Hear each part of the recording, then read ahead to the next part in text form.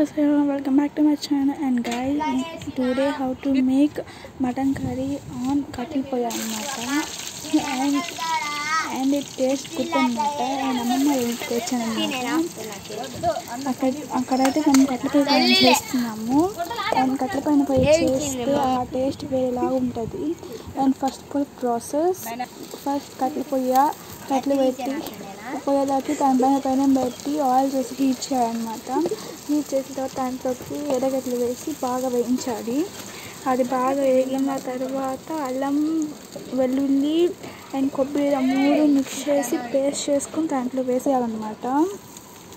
And అది వేసిన తర్వాత టమాటా అండ్ కరివేపాకు ఇంకా కొత్తిమీర కొంచెము పుదీనా వేసేయాలి. కరివేపాకు పుదీనా మా తోటలో పండినవి అన్నమాట. ఆ తర్వాత అది బాగా అయిన తర్వాత 6 స్పూన్లు కారము,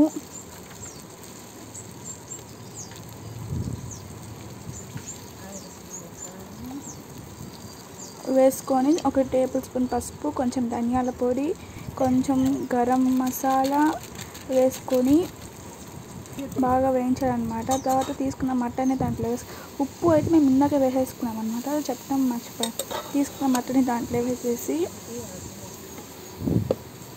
దాన్ని బాగా ఫ్రై చేసి కొంచెం వాటర్ పోసి ఉడికించుకున్న మటన్ దాంట్లో వేసుకోవాలి. నీళ్ళు పోసి పెట్టేస్తే అండ్ టేస్టీ ఛానల్లో ఉంది.